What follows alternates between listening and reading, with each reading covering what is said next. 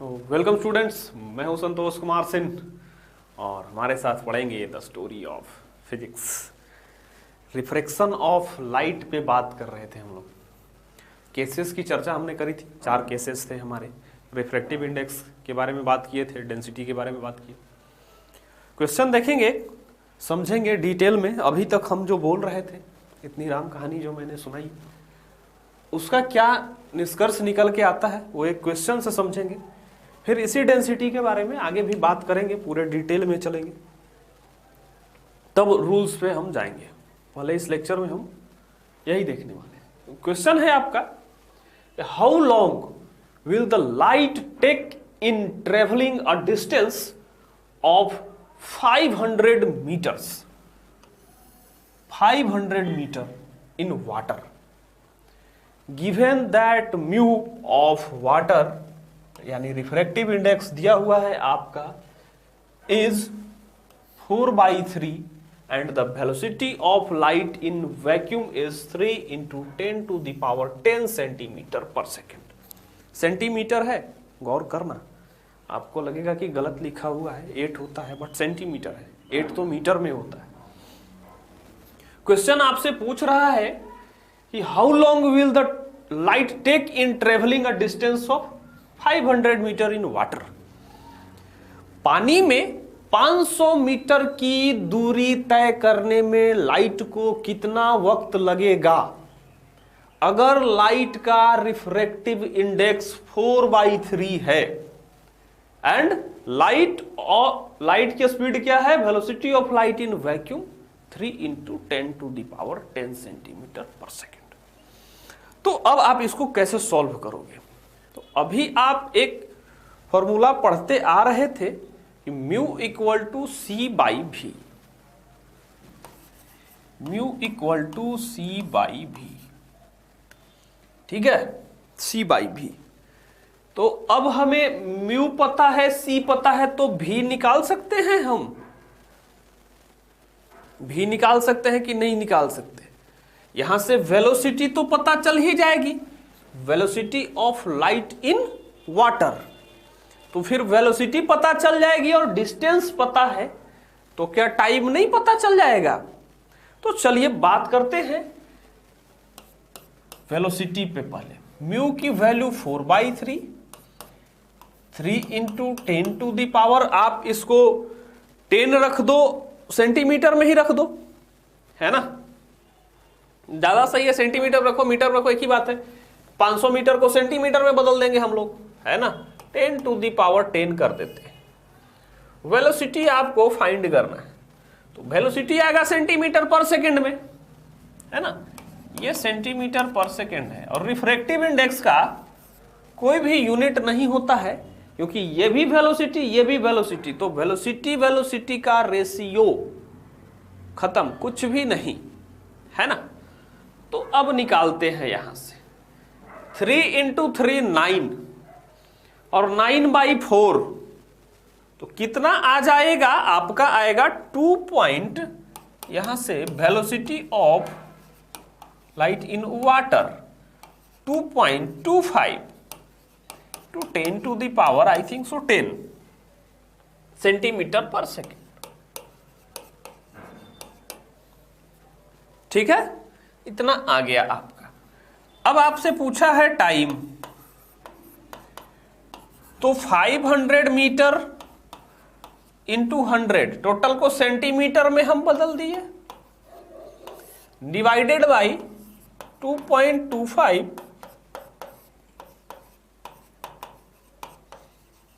पर second. Centimetre से centimetre को काट दो, ऊपर में सेकेंड चला जाएगा, है ना। तो सबसे पहले तो ऊपर में सेकेंड चला गया हमारा। अब बात करते हैं इन मैग्नीट्यूड्स पे। जब मैग्नीट्यूड्स को आप कट करोगे, सॉल्व करके लिखोगे, तो ये आएगा आपको 2.22 × 10⁻⁻6 सेकेंड, ठीक है। तो ये इस तरह से क्वेश्चंस को हम डिफाइन करते हैं। थोड़ा डिटेल में बात करेंगे इस पे। देखो, क्या कहना चाह रहा हूं मैं, ये बनाते हैं बाउंड्री लाइन, ठीक है ना, हम बना दिए बाउंड्री लाइन और इसी फॉर्मूले पे बात करेंगे। एक वो हो गया, थोड़ा मैं ऐसे स्लाइड कर देता हूं, और एक इधर बाउंड्री लाइन, दो हम अलग अलग ऑब्जर्वेशन करेंगे दो जगह पे, ठीक है ना, एक वहां पे एक यहां पे, दोनों ऑब्जर्वेशन हमारा होगा। यहां पे भी नॉर्मल बना दो, यहां पे भी मैं नॉर्मल बना देता हूं, ठीक है ना, यहां पे भी नॉर्मल में बना देता हूं। अब देखो, इसका बोल दिए कि μ1 है, इसका बोल दिए μ2 है कि नहीं। चलो, तो ये μ1 है, ये μ2 है, इसके लिए मैं बोल देता हूं कि यहां पे हम μ1 डैश मान लिए, μ2 डैश मान लिए, या μ3 μ4 मान लो, डैश डैश मान लो, या μ3 μ4 मान लो, है ना, μ3 है, इसका μ4 है। कहने का ये मतलब है कि सब चारों अलग अलग हैं। अब इस मीडियम की अगर मैं बात करूं तो μ1 is equal to C by V1 लिख सकते हैं ना। 1 जो है मीडियम नंबर 1, ये मीडियम नंबर 2, ये मीडियम नंबर 3 और मीडियम नंबर 4, ठीक है ना। यहां पे मीडियम 1 से 2 में जा रहा है, 3 से 4 में जा रहा है, ठीक है ना। तो C बाई V1, यहां पे μ2 is equal to C by V2, velocity of light in medium number 2। यहां से C की वैल्यू लिखोगे तो क्या आएगा, μ1 बाई V1 आएगा, आएगा ना।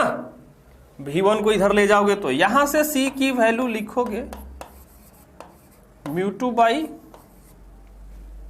V2 आएगा, आएगा कि नहीं आएगा। यहां पे आओ, C by V3, C by V4, यहां पे भी C is equal to μ3 by V3 लिख सकते हैं, और यहां पे भी C is equal to μ4 by V4। सब जगह C आ गया, LHS बराबर हो गया है। तो जब LHS बराबर हो गया, यानी 3 × 10⁸ चेंज नहीं होगा, तो LHS बराबर है तो RHS भी बराबर होगा। तो आप किसी भी मीडियम के लिए, किसी भी मीडियम के लिए चारों का LHS बराबर है, तो आप यहां से लिख सकते हो कि μ1 by V1 is equal to μ2 by V2 is equal to μ3 by V3 is equal to μ4 by V4। किसी मीडियम का रिफ्रैक्टिव इंडेक्स और उसमें वेलोसिटी ऑफ लाइट क्या होगा, ऑलवेज कांस्टेंट होगा, है ना, क्योंकि सबका क्या होगा, C ही होगा। रेशियो निकालोगे तो C के बराबर आएगा, है ना, C के बराबर आएगा। अब एक को हम पकड़ लेते हैं यहां से, चलो इसके लिए चर्चा करते हैं। क्या है, μ1 by V1 is equal to μ2 by V2, है ना। अब देखो, यहां से आप क्या लिख सकते हो, जब आप लिखोगे तो μ1 by μ2 is equal to V1 by V2 लिख सकते हो कि नहीं लिख सकते हो। तो एक फॉर्मूला आपका ये भी है कि दो मीडियम्स जब होते हैं तो उनके रिफ्रैक्टिव इंडेक्सेस का रेशियो उनके वेलोसिटी के रेशियो के बराबर होता है ना। वेलोसिटी के रेशियो के क्या होता है, बराबर होता है। अब ये कहने का क्या मतलब हो गया, रिफ्रैक्टिव इंडेक्स 4/3, रिफ्रैक्टिव इंडेक्स 4/3, ये कहने का क्या मतलब हो गया। तो ये कहने का ये मतलब है कि लाइट से रिलेट कर रहे हैं 4/3 यानी 1.3333 करके जो भी इसका आएगा वैल्यू 1 पॉइंट समथिंग समथिंग है ना, 4/3 इज इक्वल टू 1.33 ऐसे करके जो भी आएगा 33 आते चला जाएगा। कहने का ये मतलब हो गया कि इसकी डेंसिटी एयर के रेस्पेक्ट में 1.33 टाइम्स ज्यादा है। कितना ज्यादा है? 1.33 टाइम्स ज्यादा है। इसलिए वेलोसिटी जो होगी वो 1.33 टाइम्स क्या होगी? कम होगी। वेलोसिटी क्या होगी? 1.33 टाइम्स कम होगी। जैसे देखो यहां से आप क्या लिख सकते हो? v is equal to C by mu, और c का तो कांस्टेंट है बाई 1.33। तो रिफ्रैक्टिव इंडेक्स कहने का मतलब कि वैक्यूम से या एयर से इतना टाइम्स कम होगा। तो जिसका रिफ्रैक्टिव इंडेक्स ज्यादा होगा उसकी वेलोसिटी उतनी ही कम होगी। जैसे जैसे ज्यादा होगा वेलोसिटी कम होगी। ये रिलेशन मैं पहले ही आपको ड्राइव करवा दिया हूं, ठीक है ना। तो कुल मिला के निष्कर्ष यहां से ये निकल के आता है आपका μ1/μ2 इज इक्वल टू v1/v2। यहां से एक कॉन्सेप्ट और आता है रिलेशन जो जिसको बोलते हो आप लोग रिलेटिव रिफ्रैक्टिव इंडेक्स का, ठीक है ना। किसी भी मीडियम का रिफ्रैक्टिव इंडेक्स दूसरे मीडियम के रेस्पेक्ट में निकालना। तो जब भी किसी और के रेस्पेक्ट में आप निकालते हो तो उसका क्या लिखते हो? रेशियो। तो यहां पे ये जो लिखे हो ना आप, ये एक तरह का रेशियो ही है। क्या है? एक तरह का रेशियो है हमारा। और रेशियो क्या है? रेशियो के लिए आप बोल सकते हो कि वो है 2 का रिफ्रैक्टिव इंडेक्स 1 के रेस्पेक्ट में।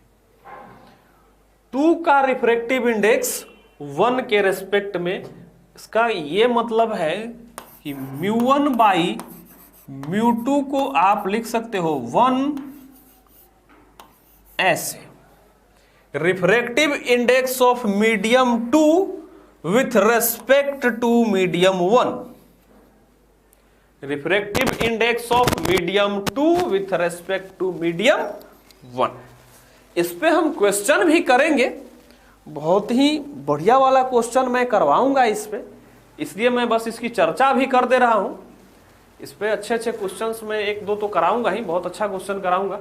तो चलिए अब इसके आगे चलते हैं, इसके आगे चलते हैं हम और देखते हैं और क्या इसमें फॉर्मूले हैं और क्या निष्कर्ष है, ठीक है।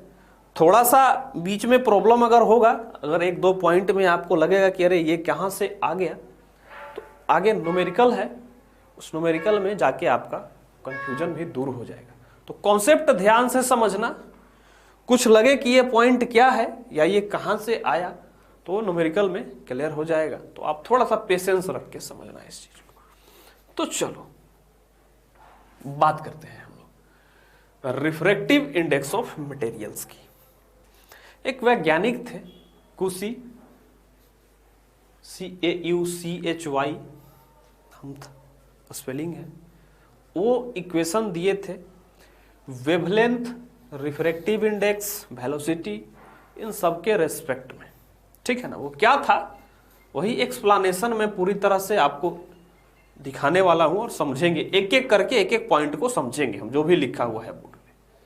सबसे पहले the refractive index of material depends on wavelength of light and given by कुशी इक्वेशन। अब हम क्या बोले थे उस समय, एयर के केस में मैं क्या बोला था कि स्पेसिफाइड वेवलेंथ पे होगा।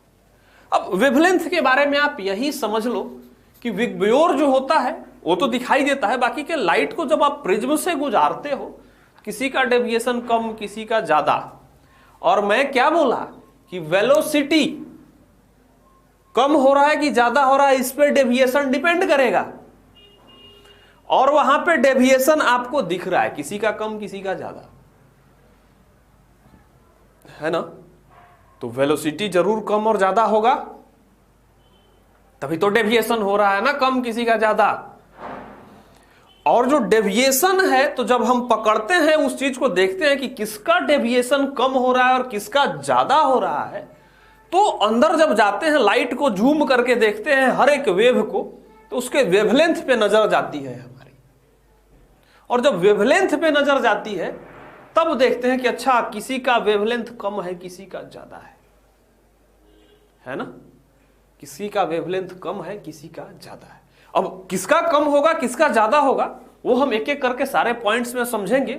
इसी इक्वेशन में वो बताया गया है वेवलेंथ के साथ रिलेशन, उसी ने वो इक्वेशन आपको बताया। चलिए देखेंगे ये क्या है। पहले तो रिफ्रैक्टिव इंडेक्स है, ये दिख रहा होगा आपको लेम्डा का साइन, लेम्डा ही वेवलेंथ का साइन है, आपको याद होगा एंगस्ट्रम में जो मेजर करते हैं, आगे वो चीजें आएंगी, मैं प्रिज्म में चलूंगा तो मैं बात करूंगा। तो म्यू हमारा लेम्डा, ये क्या है, refractive index of a material for light ray of wavelength lambda, है ना। किसी भी मटेरियल का रिफ्रैक्टिव इंडेक्स लाइट रे के लिए, और किस लाइट रे के लिए, जिसका लेम्डा हर वेवलेंथ पे डिपेंड करेगा ना, तो कितने वेवलेंथ पे कितना लेम्डा शो कर, मतलब कितने वेवलेंथ पे कितना म्यू शो कर रहा है। अभी मैंने पीछे आपको बताया कि म्यू ज्यादा तो वेलोसिटी कम, और वेलोसिटी कम होगा कि ज्यादा होगा ये वेवलेंथ पे भी निर्भर कर रहा है, यानी म्यू का रिलेशन वेवलेंथ के साथ है। जैसे ही लाइट का वेवलेंथ बदलेगा वेलोसिटी बदल जाएगी, और वेलोसिटी बदली यानी कि म्यू बदल गया, यानी हर वेवलेंथ में म्यू की वैल्यू अलग अलग होगी, कोई फिक्स नहीं हो रहा है इधर, है ना। अब यहां पे आप अंदर में जब जाओगे तो पता चल जाएगा कि वेवलेंथ बदलोगे तो म्यू बदल जाएगा। तो वही बोल रहे हैं कि जिस वेवलेंथ पे आप निकाल रहे हो उस वेवलेंथ में म्यू की वैल्यू बताओ। एक जेन्युइन कंडीशन में आप लोग व्हाइट लाइट के लिए निकालते हो नॉर्मली, तो उसमें हम लोग वेवलेंथ की चर्चा नहीं करते, रिफ्रैक्टिव इंडेक्स इतना, तो वो एक हमारा जनरलाइज्ड केस है, वो जनरलाइज्ड केस है। जहां वेवलेंथ में घुसेंगे, जेई नीट वगैरह में कभी कभी टर्म की चर्चा हो जाती है, तो जब वेवलेंथ पे आएंगे फिर यहां पे आ जाएंगे। तो ये बोल रहा है कि पर्टिकुलर वेवलेंथ पे जो रिफ्रैक्टिव इंडेक्स है मटेरियल का वो लिखना है, और म्यू नॉट ए और लेम्डा नॉट, ये तीन चीजें क्या है। तो इन दोनों के लिए लिखा हुआ म्यू नॉट और ए के लिए लिखा हुआ है कांस्टेंट होते हैं depending on nature of material. ये कांस्टेंट है जो मटेरियल के नेचर पे डिपेंड करते हैं, मटेरियल के नेचर पे डिपेंड करते हैं। थोड़ा सा यही चीजों के लिए मैं बोला था कि पचा लेना, न्यूमेरिकल में आते ही मैं बता दूंगा कि कौन से नेचर की मैं बात कर रहा, ठीक है ना। ये दोनों कांस्टेंट है, यानी ये नहीं चेंज हो रहा है, ये भले चेंज हो जाएगा, ये कांस्टेंट है।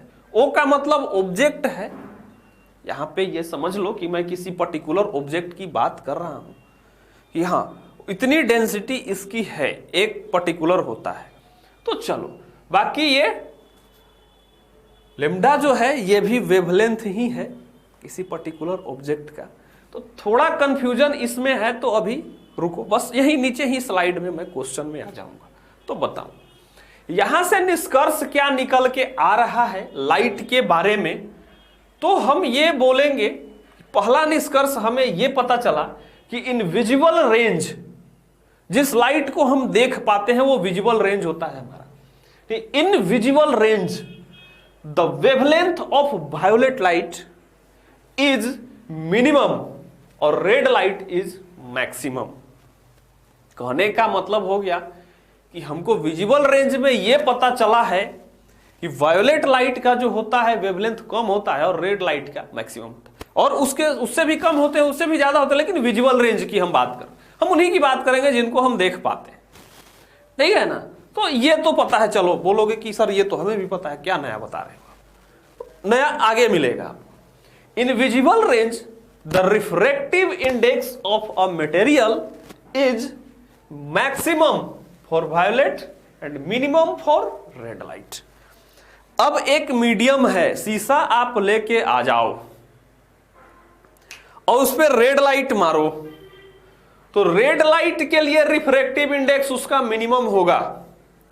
रिफ्रैक्टिव इंडेक्स मिनिमम होगा यानी वेलोसिटी ज्यादा होगी, रेड लाइट की वेलोसिटी मीडियम में ज्यादा हो जाएगी और वायोलेट लाइट की क्या हो जाएगी, कम हो जाएगी, है ना। लाल बत्ती इसीलिए आप देखते हो ना।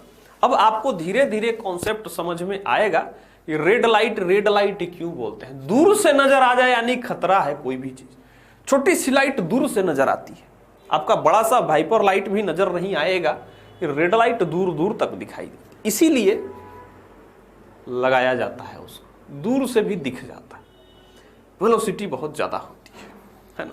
कुछ खास रिफ्रैक्टिव इंडेक्स का प्रभाव उस पर पड़ नहीं पाता। चलो, खराब मौसम में भी दिखाई देता है। खराब मौसम किसको कहते हैं, मीडियम चेंज हो गया ना आपका, फॉग हो गया है आपके मीडियम में, फॉग आ गया यानी डेंसिटी बढ़ गई, जब फॉग आ गया फिर भी दिख रहा है रेड लाइट, क्योंकि उसको कोई फर्क नहीं पड़ रहा, पड़ता है बहुत कम पड़ता है, अदर जितने भी विजिबल लाइट हैं उसके रेस्पेक्ट में इसको कम पड़ रहा है, इसीलिए हम उसको रेड करके रखे हुए। तो यहां से हमें निष्कर्ष क्या निकला, speed of light in a material is maximum for red light and minimum for violet light. ठीक है ना, स्पीड पता चला यहां से हमें। और क्या पता चला, ये एक इक्वेशन है, इसी की मैं बात कर रहा था कि हम लोग समझेंगे का मतलब है इसी इक्वेशन से क्वेश्चन सॉल्व करेंगे। ऊपर में जो आपको डाउट आया था थोड़ा बहुत कि क्या है सर, उस इक्वेशन को डिटेल में डील करो, बस इसको समझाने के बाद मैं क्वेश्चन पे आ जाऊंगा। तो यह है कि when light passes through one medium to other then speed of light and wavelength changes. ठीक है, इतना तो आपको पता ही है कि हाँ, स्पीड ऑफ लाइट भी चेंज होगा, वेवलेंथ भी चेंज होगा। चलिए ठीक है, changes such that frequency remains unchanged.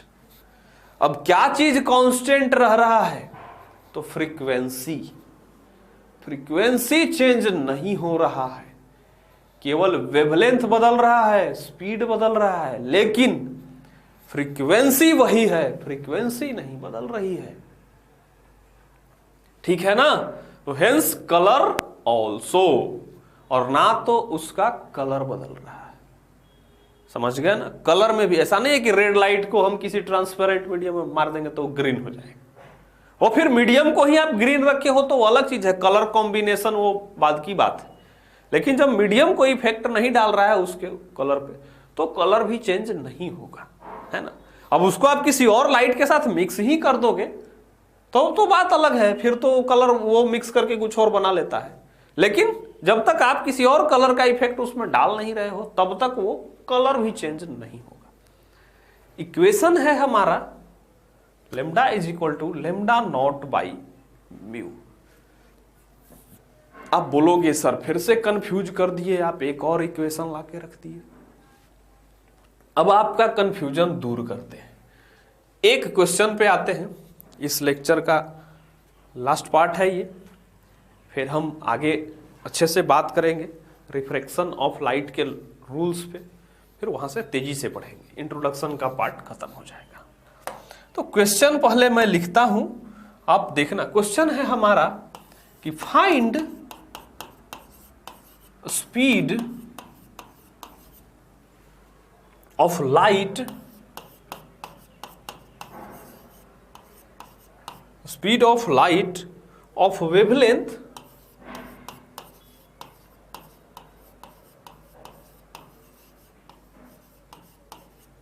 कितना है, वेवलेंथ है हमारा 780 इन एयर। ठीक है ना, 780। ठीक है, चलो in a medium of refractive index 1.55। ठीक है ना। चलो इसका यूनिट है नैनोमीटर, नैनोमीटर है। ठीक है, अब नैनोमीटर चलो इन एयर, और किसमें, ऑफ वेवलेंथ इतना, और रिफ्रैक्टिव इंडेक्स है हमारा इन अ मीडियम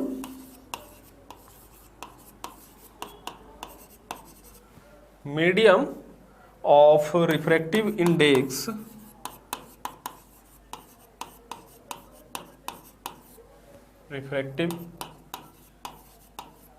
इंडेक्स जो है कितना है, म्यू की value 1.55।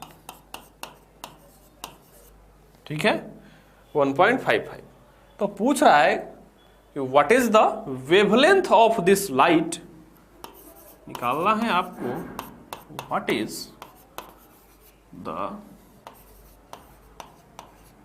Wavelength of this light, इस लाइट का wavelength in the given medium, है ना, wavelength of this light in the given medium. अब ये मैंने बोला ऊपर में कि वेवलेंथ बदल रहा है, स्पीड भी बदल रहा है। कुछ फॉर्मूले मैंने लिखे जो आपको कंफ्यूज कर गए, तो बस उसी का निराकरण है, ये सॉल्यूशन है। अब देखते हैं, find speed of light of a wavelength. एक लाइट है जिसकी वेवलेंथ कितनी है, 780 है। ठीक है ना, एयर में बता रहा है। उसके बाद in a medium of refractive index mu is equal to 1.55। अब उसको एक मीडियम में भेज दिया जिसका रिफ्रैक्टिव इंडेक्स क्या है, 1.55। What is the wavelength of this light in the given medium. ठीक है, अब वेवलेंथ क्या होगा उस लाइट का गिवन मीडियम में। ठीक है ना, स्पीड बताओ और वेवलेंथ भी बताओ। तो चलो, स्पीड तो आपको ऐसे भी पता चल जाएगा, स्पीड तो इजीली आप निकाल लोगे। आपको मालूम होगा कि सर वेलोसिटी तो c बाई म्यू होता है ना, और c की वैल्यू हमको पता है 3 × 10⁸ मीटर पर सेकेंड, है ना, पर सेकेंड, डिवाइडेड बाई 1.55। यहां से निकाल लेंगे सर, है ना, निकाल भी लो, लिखो वैल्यू इसकी आएगी करीब करीब 1.94 × 10⁸ मीटर पर सेकेंड, ये आ जाएगी। अब बात आती है वेवलेंथ की। अब यहां पे चलेंगे, यही वाला मैटर ऊपर में आया था, आपको समझने में परेशानी हुई थी। देखो आप, लैम्डा नॉट आया था, म्यू नॉट भी आ गया था, है ना, ये म्यू आया था। तो चलिए इन सब का समस्या सॉल्व होता है नीचे आपके यहां। अब ये बोल रहा है कि मीडियम का आप बताओ, उस मीडियम में हमको क्या बताओ, वेवलेंथ बताओ, यही पता करना है। ये जो है वेवलेंथ वो मीडियम का है, ठीक है ना। और ये जो लैम्डा नॉट जो मैं लिख रहा था, ये आपका इनिशियल में जो गिवन ऑब्जेक्ट में जो कह रहा था, गिवन मीडियम जो होगा उसका होगा, ठीक है ना। तो यहां से आप लिखोगे lambda in air divided by mu, और ये म्यू कौन सा, मीडियम का म्यू, ठीक है, मीडियम का म्यू। अब जब लैम्डा निकालने के लिए ये हो गया, आपको पता है अगर आपको एयर का ही रिफ्रैक्टिव इंडेक्स दिया हुआ है कि 1, अगर मैं एयर का ही दे देता 1, तब मैं पूछता आपसे कि अब बताओ कि इस मीडियम का क्या रिफ्रैक्टिव इंडेक्स होगा। तो लेम्डा दिया हुआ है, म्यू नॉट दिया हुआ है, तो मीडियम का क्या होगा। तो आपको लगेगा फिर मीडियम के बारे में कुछ तो बताइए, मीडियम का कोई तो इंफॉर्मेशन होगा। तो ए की जो वैल्यू है वहां पे पीछे में आप चलो ऊपर में आ जाओ, देखो ए की जो वैल्यू है ये दे दिया, ये दे दिया। अब मीडियम के बारे में कुछ तो इंफॉर्मेशन दोगे तभी तो मैं ये फाइंड करूंगा। तो क्या है, constant depending on nature of material. अब उस मटेरियल के बारे में इंफॉर्मेशन दिया जाएगा आपको, और ये जो इंफॉर्मेशन होगा आपका, ये जो इंफॉर्मेशन होगा वो भी वेवलेंथ ही होगा, वेवलेंथ का क्लू होगा। अब ये कैसे आपको पता चलेगा, रिफ्रैक्टिव इंडेक्स का कोई भी यूनिट नहीं होता है। यहां भी ये रिफ्रैक्टिव इंडेक्स है, इसका कोई भी यूनिट नहीं है। तो रिफ्रैक्टिव इंडेक्स कांस्टेंट टर्म है, तो कांस्टेंट में ऑलवेज कांस्टेंट ही ऐड होगा। और नीचे में क्या है, वेवलेंथ।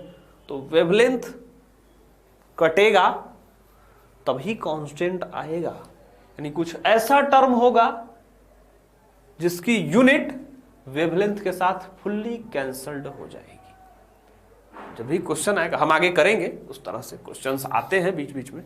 मैं एक आध एग्जाम्पल भी कभी लेक्चर्स में दूंगा, तो फिर मैं बता दूंगा कि मैं वहां पे बताया था। अभी फोकस करते हैं इसमें।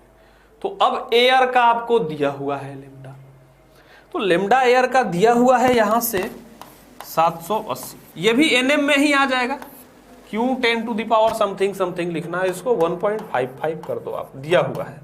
तो यहां से आप करोगे करीब कट के 503 के आसपास आएगा, एनएम आएगा, ठीक है। तो यहां तक पूरा का पूरा इंट्रोडक्शन था आपका रिफ्रैक्टिव इंडेक्स का, रिफ्रैक्शन क्या होता है, क्यों बेंड करता है, कैसे है।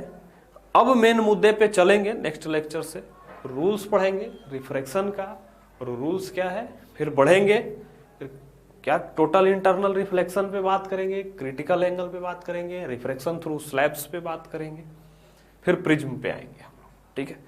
ये 3-4 टॉपिक्स हैं जिसमें रिफ्रैक्शन आपका फिर समाप्त हो जाएगा। फिर अगले टॉपिक पे चलेंगे। चलिए इसको नोट कर लीजिए। तो इस लेक्चर में बस इतना ही।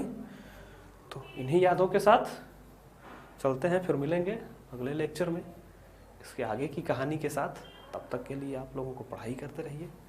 Bye bye, sayonara.